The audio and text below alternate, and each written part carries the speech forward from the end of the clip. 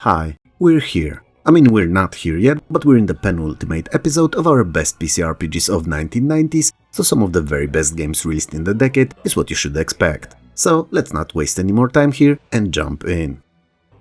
Ah, das schwarze Auge. The blood sausage strikes again. So, Realms of Arkania, Shadows of Riva is the third and final entry in the original trilogy of turn-based fantasy RPGs based on the German pen and paper system The Dark Eye. I have been recently corrected, however, that it's black and not dark, so you pick which is correct. I'm not smart enough and don't argue for the sake of arguing. The plot directly follows the previous entry, Star Trail, and takes place entirely in the city of Riva and its surrounding areas. The city is not peaceful though, but under a constant siege by the Orcish hordes that seem to be for some reason completely ignored by the city officials. As your party investigates the occurrence, it comes to light that the orcs are much smarter and better organized than previously thought to be. They are also led by a single super sneaky orc wizard. All of that is just the beginning of your long-ass adventure, which you're gonna love every minute of.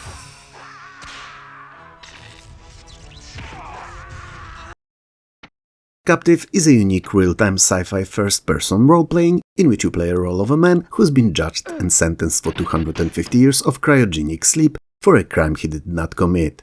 248 years later, he wakes up in an abandoned cell with no memory of who he is or where he is and just an old briefcase computer at the far corner of the room. It allows him to control 4 droids remotely, so he now must travel the space with these droids, seeking clues for his own location and eventually free himself. You could say that he's his own hero, but you're the wind beneath his wings.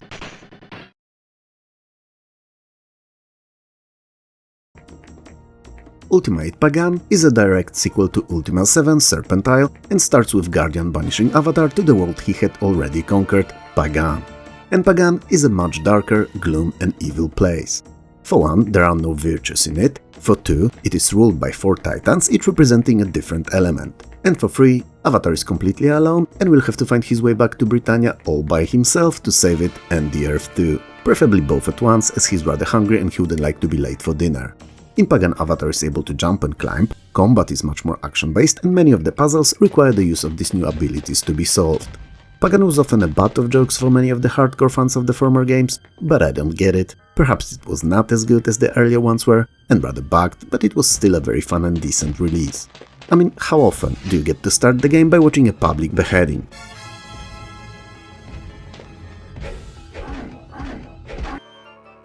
Vandal Hearts is a turn-based strategy RPG conceptually similar to Final Fantasy Tactics and focusing much more on tactical combat than the exploration and interaction with NPCs that most other games in the genre do.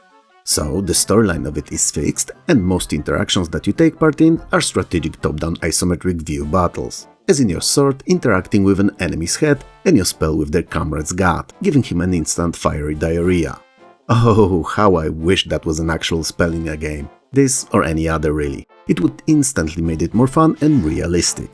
I mean, imagine stopping the entire army storming your castle with a mass cast of Evacuate Your Bowels curse. It would be so funny. Anyway, a free republic of Ishar was once ruled through religion and military means, that's right, just like any good dictatorship would, and by the power known as the Holy Asach dynasty. And while the monarchy is no more, the country still faces corruption, intrigue and conspiracies, and you'll have to find a way to save it.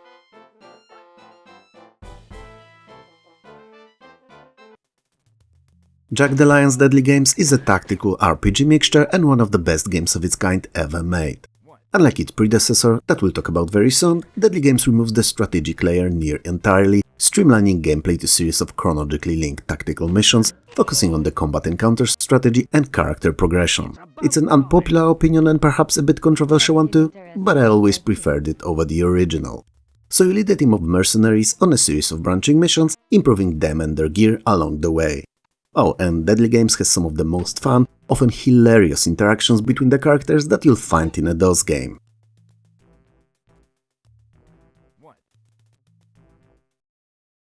Shadowlands, aka the city that I live in, aka the town where dreams come to die, is also an isometric real-time role-playing that sees you leading a party of 4 heroes on a mission to restore the peace to the land. Shadowlands did a lot of things no other games in the genre even tried at the time. So, for instance, it put a lot of attention on that shadow part of its name, requiring you to have sources of light to be able to see in the dark at all. The torches, however, have to be stocked up, as with the time they would burn out. What's more, your characters had to drink and eat not to die, so had to do something that some RPGs give us these days in the form of so-called hardcore mode. But the best feature, the proverbial cherry on the pie of this game, was the fact that you could control all the characters individually, so you could send them off to different parts of the map to perform different tasks, which was not only novel, but also often required in puzzling.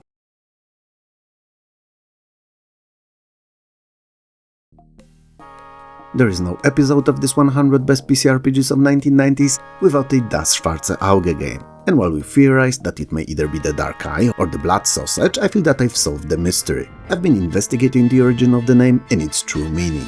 And by investigating, I mean that I took a shower and had a random thought come to me. So, I bet that it actually means a sour apple. And it is. Star Trade, that is. Because while it's the best entry from the entire Sour Apple trilogy, it's also the last one in the series, so feels a bit sour. Anyway, the orcs that were pushed away in the earlier title have regrouped and aim to attack a more vulnerable area. So, your party is summoned by the elf ambassador to the city of Quirasin. It seems that the only way to withstand orcs' advances is to unite all races of elves and dwarves under one banner, and this will require finding the so-called Salamander Stone.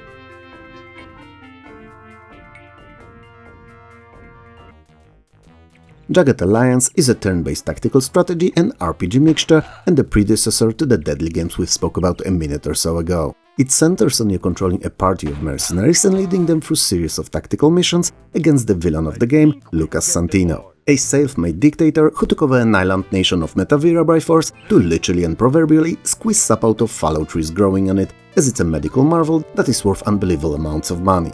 Your task is to recover the island sector by sector and restore the just rule of it, all the while expanding on your roster and training your mercs. Jagged Alliance featured excellent voice acting and very fun personality mechanic, which made each merc have their own character, opinions and rapports with others, which is always fun and made for some unique interactions.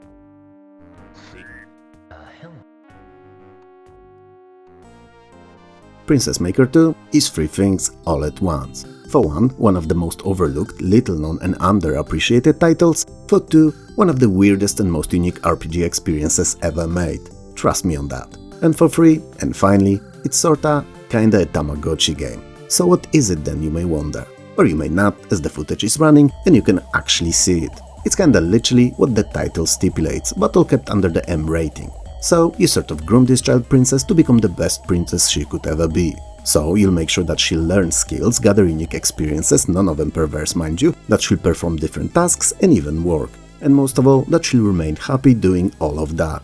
If you're into unusual gaming concepts, definitely try Princess Maker 2 out, and especially that it has 74 different endings.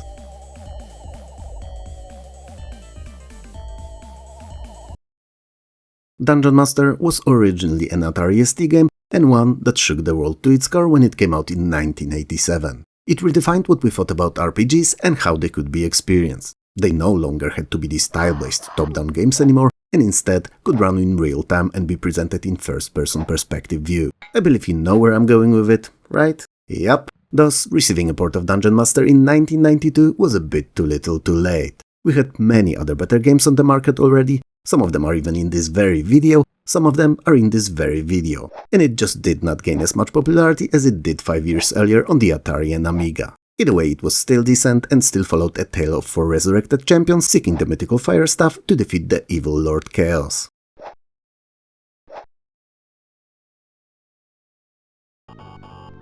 Ishar 2 Messengers of Doom is a follow-up to the first game, much larger, map-wise title, and allows you to import your party from the original to carry on playing with the same group, which is always fun, and especially that coming up with all new and cool sounding names for heroes for each new game is not that easy. Ishar 2 introduced a few fun and novel concepts, a fully working day-night cycle with certain locations only accessible at particular times, ability to use pet animals in battles, and potion brewing. So a healing potion, a mana potion, or everyone's favorite, I want to wake up tomorrow with a hangover potion. It is a proper sequel and in my eyes the best game in the entire trilogy. This time you'll be facing an evil wizard who through use of hallucinogens began conquering the land of Arborea. To get to him though, and release him from this plane of existence with a swift sword blow, you'll need to travel through game's 7 unique islands. He's quite far away, is what I'm saying here.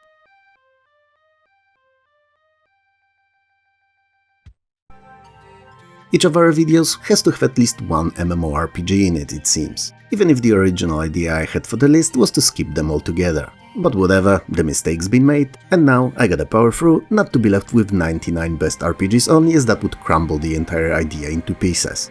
99 of them, in fact. Interestingly enough, at least for a fantasy game, Asheron's Call did not feature any classic races found in other games in the genre, so no elves, dwarves, orcs or goblins. And its biggest claim to fame was that some of its game design choices were made to be permanent, including the biggest bet and toughest boss of the game's first year of release, Zaron. Imagine something like that today, defeating a boss in a group of players in an MMO so that it lives the game forever, and neither you nor any new players can ever experience fighting with him again. If that happened today, I can already imagine being able to purchase a second attempt at the boss scroll at the microtransactions shop, for a rather macro price no less.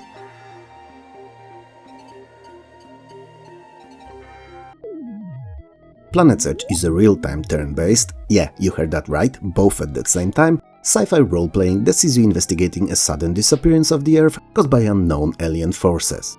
And to do that, you'll need to find unique parts of the Centauri drive, so a machine that is seemingly capable of bringing the planet back. Your mission, should you decide to take it and not try another RPG out, will take you all around the galaxy and back.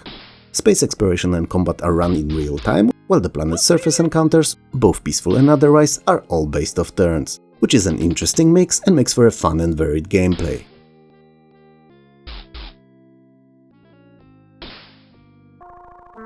Oh man, Dragonlord is weird. It's not bad, not what I'm saying here at all, just that it's very unique and not what you think of when you think of a traditional RPG. And especially that it's really a strategy RPG mix that sees you controlling one of the three competing Dragonlords, fighting with each other and over one another's lands using, well, dragons. So you'll be hatching, raising, empowering and battling them, and all of that to find the long-lost magical talisman. The segment that each game gets in this series is way too short to give as complicated title as Dragonlord Justice, but I have a more complete review of it in one of my older videos. I mean, if you'd like to know more, that is.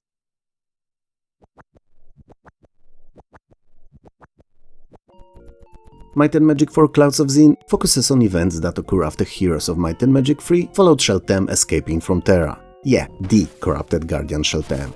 A mysterious villain assumed the name of Lord Xeen, imprisoned real overseer of Xeen Krondor in a tower no less like a deranged fairy tale princess, and is ravishing the land. So, a new party of adventurers must be formed to stop him and bring peace back to Xeen.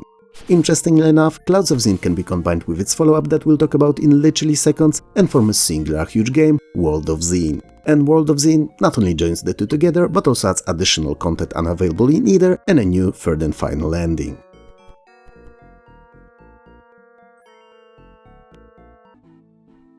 Might and Magic 5 Darkside of Xeen is a direct follow-up to the game we just spoke about and a final conclusion to the storyline started with the first Might and Magic entry, The Secret of the Inner Sanctum. It's a sci-fi fantasy, yeah, I did not misspoke, first-person perspective turn-based role-playing.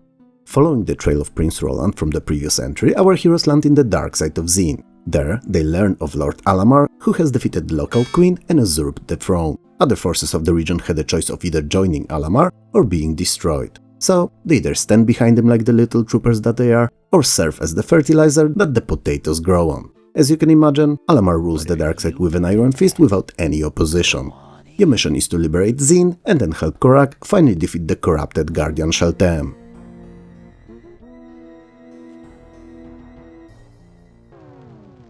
The Elder Scrolls Daggerfall is a follow-up to earlier Scissors Fall, a title that covered the events that happened after running with scissors and tripping over your own leg.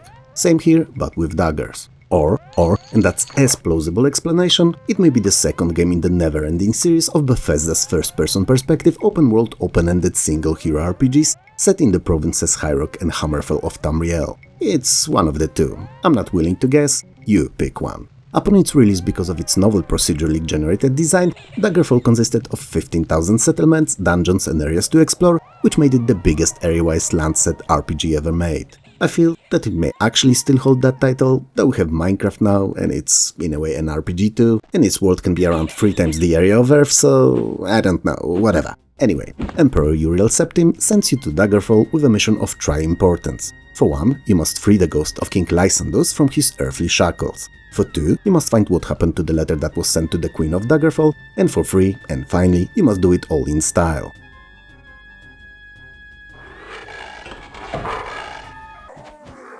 You're probably tired about hearing of Might and Magic games all the freaking time, but what's there to do? They're great and definitely worth a mention. And Might and Magic VI The Mandate of Heaven is no different. And especially that it's finally telling a new story and not following the long-lasting and concluded in its predecessor conflict between Korak and Sheltem. Evil alien race of Kriegans invaded the world of Enroth. The king of Enroth, Roland Ironfist, known as such for his indestructible iron prosthetic, departs north with his armies to face the Kriegan. Truth be told, I'm not sure if he had a prosthetic arm, but the other explanation of his nickname that comes to mind is not really PG-13. Anyway, Roland is betrayed by Suleiman, the air mage in his service, and captured by the aliens. Your group is on a mission to find which inn in the land serves the tastiest lamb shank, and also while they're at it, to rescue the missing king too.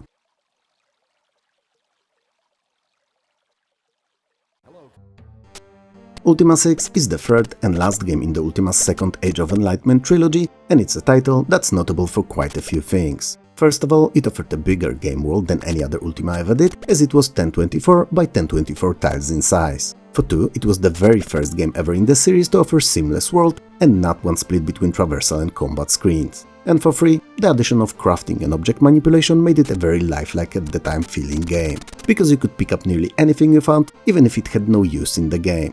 Britannia had been invaded by the Gargoyles. They took over all the Shrines of Virtue, and it will be your task to free the country from their corrupting influence. What you did not expect embarking on that grandiose quest though, is what you'll learn along the way, that it is probably more beneficial to both sides to live in peace rather than destroy each other.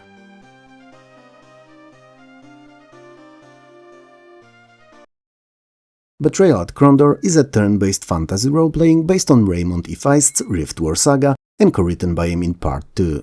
Delekan, a Dark Elf leader, is gearing up to launch an attack on Krondor. And let me tell you, it's not a trade war, there will be no tariffs at play, it's not a war of misinformation or a curse exchange either. Nope, he wants a full-fledged classic war, with knives, swords, bows and bodies covering the ground on both ends. Preferably mainly on Krondor's side, but he's a realist, he knows that there will be losses on his end too. So Gorath, a Dark Elf renegade, is hoping to get to and find a way to reach rulers of Krondor to warn them in time of the upcoming invasion. Luckily, he meets Owen, a hairstylist and makeup guru, and also a young mage serving the crown. After hearing his pleas, Owen decides to help Gorath to get to the city and deliver the grim message. And you get to make sure that they succeed.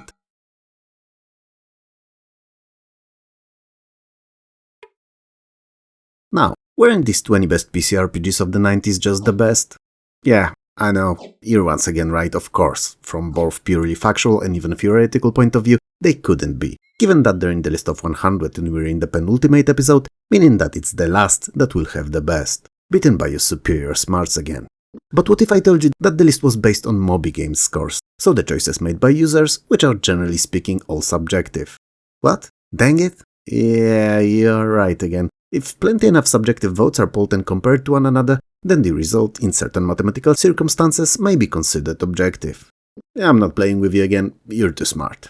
So, why not show me how much smarter, cooler or better looking you are by hitting those likes up and bell icons too? I mean, that would really show me.